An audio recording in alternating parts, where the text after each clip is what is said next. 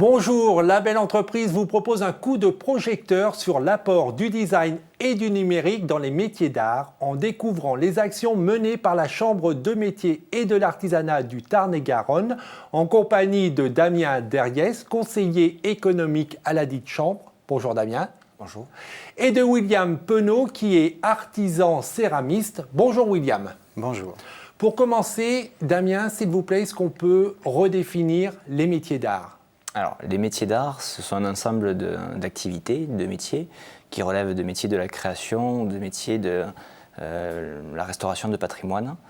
Ce sont des métiers qui sont définis et qui sont reconnus officiellement depuis 2014, depuis une loi du 18 juin 2014, comme un secteur d'activité à part entière. Donc ces décisions législatives reconnaissent ces activités-là et qui sont donc au nombre de désormais 283 activités des métiers d'art qui vont des métiers plutôt traditionnels, d'ébénisterie par exemple, à des métiers un peu plus rares. Quelles sont les actions donc menées par votre chambre en matière de design et numérique? Qu'est-ce que vous avez mis en place? Donc, depuis 2011, nous développons plusieurs activités autour d'une cellule qu'on a intitulée Artisan numérique, donc avec un fort ancrage autour de l'artisanat et du numérique, dans l'objectif de rapprocher l'artisanat des environnements numériques et des techniques de design. Donc on a commencé à développer ces projets en 2011 qui ont vraiment pris forme en 2012. Ça a commencé déjà par une évolution aussi de notre structure, de notre propre institution, dans l'intégration d'outils et de connaissances numériques au sein même de la Chambre de métier. Et ensuite de développer des projets avec les artisans. Et en 2012, donc, on a initié des coopérations avec à l'époque l'IUP des arts appliqués de Montauban, qui forme des étudiants en design. On a initié des démarches de coopération entre étudiants designers et artisans, pour lesquels donc Williams a participé. Alors également. concrètement, ouais, justement, William, dans votre métier d'art, de potier et de céramiste, comment ça se manifeste? Alors moi j'ai reçu 3 étudiantes de l'IUP dans mon atelier et donc on était parti sur les couleurs et textures et donc on est parti sur la matière à rajouter ou à enlever, à colorer, donc il fallait créer les couleurs, il fallait les chercher, donc de la recherche, ça nous a pris 3 mois pour sortir une gamme, une collection. Qu'est-ce que ça vous apporte, le fait que ces designers soient venus? C'est quoi? Ça vient vous titiller un peu? C'est une remise en question? Ça vous permet de progresser, d'innover? Oui, on est obligé d'aller plus loin. Du coup, on est obligé d'aller chercher, de créer d'autres choses et pour l'évolution. On ne reste pas dans notre collection habituelle. On est obligé d'aller la perfectionner, de l'affiner, de la rendre plus moderne aussi, ce qui est difficile. Donc là, on a vu plus l'aspect design d'un point de vue numérique. Qu'est-ce que vous avez mis en place? Alors en parallèle, toujours autour de cette cellule artisan numérique qui est composée par des agents de la Chambre de métier, on a développé des outils en lien avec l'artisanat autour du numérique, notamment dans un premier temps une plateforme qui s'appelle geométier.fr qui permet de géolocaliser des savoir-faire sur le territoire de Tarn-et-Garonne. Et également un programme initié dans le cadre d'un projet de recherche universitaire avec un étudiant, Maxime Thiebaud, autour du geste artisanal. Et on a développé une plateforme qui s'appelle le répertoire numérique du geste artisanal, rnga.fr, où on va capter les gestes des artisans dans leur atelier, sur les chantiers, dans les laboratoires alimentaires. Et une fois qu'on a filmé ces gestes, Maxime en l'occurrence les retraite et fait ce qu'on appelle des capsules vidéo de gestes qui sont mises en ligne et qui sont accessibles à tous sur la plateforme rnga.fr. Ils sont venus filmer vos gestes? Oui. Alors c'était intéressant parce que donc, Maxime est en face, il me filme. J'ai une caméra moi fixée sur la tête puisque je tourne.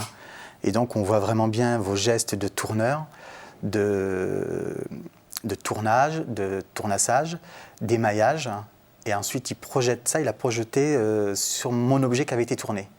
Donc ça, moi, je l'ai mis en expo dans les salons où j'expose. Donc du coup, les gens voient la vidéo, on voit vraiment vos mains qui travaillent. Et ça, c'est passionnant. Voilà. Et vous, qu'est-ce que ça vous a apporté? Parce que certainement, vous, c'est un geste quotidien, presque banal, et voir un peu la beauté, peut-être la grâce, l'élégance, la technicité de vos gestes, ça vous a fait quoi? Mais c'était émouvant. On a été plusieurs personnes à avoir les larmes qui nous montaient parce qu'on voyait ces gestes, ces mains qui travaillent la terre et enfin, c'était assez prenant. Et donc, au-delà du tournage, maintenant, comment vous exploitez ces images? C'est ce que vous disiez, vous les diffusez régulièrement et ça permet de sensibiliser le public à votre métier? Oui, moi je les emmène, enfin ils me permettent de les emmener lorsque je vais sur un salon. Et puis la Chambre des métiers également, en ce moment il était... En fait, ces capsules vidéo, une fois qu'on les a retravaillées, on va les utiliser lors de manifestations en les retravaillant avec plusieurs techniques numériques. Donc ça peut être de la réalité augmentée, ça peut être de la réalité virtuelle. Et en l'occurrence avec William, on a développé des projets de vidéo mapping et de micro mapping exactement avec lui, où les captations de gestes qu'on a fait avec lui sont projetées sur une assiette qu'il a créée. Et donc ça crée véritablement un événement visuel sur ses stands quand il va faire les expositions. Quand vous vous êtes lancé, vous aviez conscience que le design et le numérique pouvaient être présents dans votre métier qui est plutôt traditionnel, très ancien? Non. Non, c'est le contact avec la Chambre des métiers et l'IUP de Montauban qui m'ont fait accepter de faire entrer chez moi dans mon atelier le design et le numérique. Et vous, quel était l'objectif donc derrière ce répertoire numérique des gestes de l'artisanat? Quand vous vous êtes lancé comme ça, je suppose qu'il y avait une intention? Oui, alors donc ça a été engagé en 2011-2012, où dans un premier temps, dans le cadre des Journées européennes des métiers d'art, en 2012 qu'on a organisé, donc c'était une action, et puis finalement on a vu que intégrer cette dimension numérique plaisait au grand public et donc permettait d'avoir une autre approche. Il y avait le fait également que l'artisanat est en pleine mutation, et donc on se rendait compte qu'on avait de plus en plus, nous, d'artisans sur notre territoire, de moins en moins d'artisans dits qualifiés, c'est-à-dire qui arrivaient avec un diplôme ou avec une expérience. Donc on a utilisé les ressources qu'on avait sur le territoire avec l'IUP des arts appliqués, avec des designers numériques, pour le coup, effectivement, Maxime est un designer numérique, pour justement intégrer ces dimensions, créer des outils qui vont permettre de parler du geste de l'artisan à tout un chacun. Donc aujourd'hui, le répertoire numérique du geste artisanal, on le détermine comme un référentiel médiatechnique qui permet de présenter le geste dans sa composante, c'est-à-dire trois composantes, l'action, l'outil et la matière. Et donc on a créé un référentiel du geste artisanal avec la coopération des artisans. Comment se porte votre secteur d'activité? Personnellement, moi, c'est mon activité principale. Donc, je ne vis que de ça. J'ai commencé par faire des petits marchés de potiers au départ, puis des salons un peu plus de niveau meilleure qualité. Ouais, et puis maintenant, je fais maison et objets, Paris-Villepinte. Donc c'est 2 fois par an. Et là, ça vous donne des retombées économiques qui sont internationales, puisque c'est des gens qui viennent faire leur shopping pour leur boutique à l'export. Vous sentez qu'il y a un regain d'intérêt pour la production issue des métiers d'art? Oui. Et qui est dû à quoi, ce regain, à votre avis? Il y a le Made in France qui revient à la mode quand même, ça c'est vrai. Et puis il y a quand même, les gens ils veulent l'objet qui a été travaillé par l'artisan quand même. Donc bon. Et de façon plus globale, le regard de la Chambre de métiers et de l'artisanat sur les métiers d'art, c'est un secteur d'activité dynamique qui se porte bien ou ça reste des fois un peu compliqué? Alors, les métiers d'art, c'est beaucoup de professionnels, puisque je crois qu'il y a près de 38 000 entreprises en France, beaucoup d'activités, 283 activités. Donc ça veut dire que dans ce maillage-là, effectivement, il y a des professionnels qui arrivent à vivre de leur activité, d'autres professionnels qui n'ont pas forcément des retombées économiques ou des attentes économiques aussi par rapport à ces métiers-là. Donc il y a vraiment deux publics et donc on ne peut pas forcément dire que les métiers d'art sont un pan de l'économie, de l'artisanat très comment dire, créateur de beaucoup de valeurs, d'emplois, voilà. Ouais, ouais. Mais pour autant, il y a des perspectives de développement de ces métiers-là, notamment avec l'intégration du numérique, l'échange des savoir-faire et des compétences entre les professionnels, le regain effectivement du public, du consommateur, sur les aspects effectivement du Made in France. Et puis il y a aussi le fait qu'aujourd'hui on est de plus en plus on retrouve une consommation de proximité. Et l'artisan d'art, comme l'artisan, est partout sur le territoire. Donc que ce soit dans les milieux ruraux, dans les milieux un peu plus urbains, on retrouve cet artisan d'art-là. Donc il y a une reconnaissance des professionnels des métiers d'art par leur territoire, par les gens qui vivent sur leur territoire, mais également de plus en plus par des réseaux qu'on retrouve à l'échelle nationale ou à l'échelle voire internationale. Ouais. William, vous vous êtes lancé il y a 9 ans, avant vous étiez dans l'hôtellerie, la restauration. Qu'est-ce qui vous a incité à vous lancer et à devenir potier céramiste? Un souvenir d'enfance. Lorsque j'étais enfant, j'allais dans les carrières de kaolin et je prenais le kaolin et je rentrais chez moi et je bidouillais, je faisais des petits pots avec. Et du coup, ce souvenir m'est revenu et je me suis dit, c'est ça, il faut que je fasse ça. Quel conseil vous pourriez donner à quelqu'un qui souhaiterait opérer une reconversion professionnelle et se lancer dans sa passion qui pourrait être la poterie? Ah oui, mais il faut le faire. Il faut juste être patient, persévérant. Et il faut vraiment y croire. Mais je pense que si on croit à son projet et à ce que l'on fait, à la matière que l'on travaille, oui, il faut y aller. Il faut être patient parce qu'effectivement, les clients ne tombent pas du ciel. L'activité, il faut la lancer, il faut apprendre. Oui, on ne peut pas être potier en 6 mois. Il faut plusieurs années. Donc pour le coup, les premières années sont difficiles. On ne gagne pas beaucoup d'argent les premières années. Donc, Et en sachant qu'il faut être commercial aussi derrière. On n'est pas que producteur, on fait des poteries, mais derrière, il faut aller les vendre. Oui, deuxième métier. Ouais. Le marketing, s'exposer, pouvoir discuter avec les gens.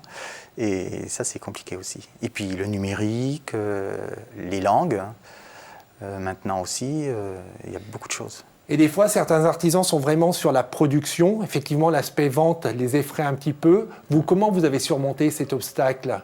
Comment vous avez dit, il me faut des clients, j'y vais et je surmonte mes craintes? L'inconscience. L'inconscience, donc il faut être un peu inconscient. Oui, je pense. Ouais. Je pense, puisque du coup, on prend le risque. Et pour ceux qui ne sont pas suffisamment inconscients, évidemment, il y a la Chambre de métier de l'artisanat qui est là pour les accompagner et commercialiser ou leur apprendre les techniques de commercialisation de leur production. Donc effectivement, oui, si on a des conseils à donner à des créateurs d'entreprises, des gens qui veulent se lancer dans ce métier, le premier conseil, c'est formez-vous. Formez-vous sur le métier en lui-même déjà, donc l'artisanat, la base de l'artisanat est le transfert de savoir-faire, donc il y a des professionnels partout sur le territoire et des centres de formation partout sur le territoire qui peuvent vous faire former au métier des métiers d'art. Formez-vous également sur ce qu'est un chef d'entreprise, puisque une entreprise de métier d'art, ça reste une entreprise avec les caractéristiques et les casquettes d'un dirigeant. Donc effectivement, les chambres de métier sur les départements ont une offre de formation qui est très large, de la communication à la gestion, à l'informatique, aux langues étrangères. Donc voilà, de ne pas hésiter à prendre contact avec sa chambre de métier et de construire un programme de formation sur ces compétences-là de chef d'entreprise. Et même inconscient, si vous vous lancez pour vivre de votre passion, il faut juste avoir conscience qu'effectivement, comme William l'a très bien dit, que potier, ce n'est pas uniquement produire, mais c'est aussi commercialiser. Et comme l'a rappelé aussi Damien, le métier d'artisan, d'entrepreneur a de multiples facettes. Il faut être commercial, il faut être communicant, il faut être gestionnaire et il faut être producteur. Messieurs, merci beaucoup pour cet éclairage. Bonne continuation. Merci. Merci à vous. Et pour ceux qui sont intéressés par les métiers d'art, je vous rappelle que chaque année, le premier week-end d'avril, se tient les journées européennes des métiers d'art. Partout en France, il y a plein de manifestations. Allez voir, allez admirer les productions des métiers d'art et allez acheter pour faire vivre ce savoir-faire français. Pour en savoir plus sur l'activité de William, il a un site internet, évidemment, atelierdewilliam.fr. Pour suivre les actions de la Chambre de métier de l'artisanat du Tarn-et-Garonne, c'est... Pour les capsules de gestes, c'est le rnga.fr. Et vous pouvez retrouver aussi plein d'informations autour du design de l'artisanat sur artisannumérique.fr. Et pour avoir une vision plus globale de la première entreprise de France, c'est artisanat.fr. On se retrouve la semaine prochaine en attendant que le souffle de la création et que l'esprit d'entreprendre vous accompagne. Au revoir.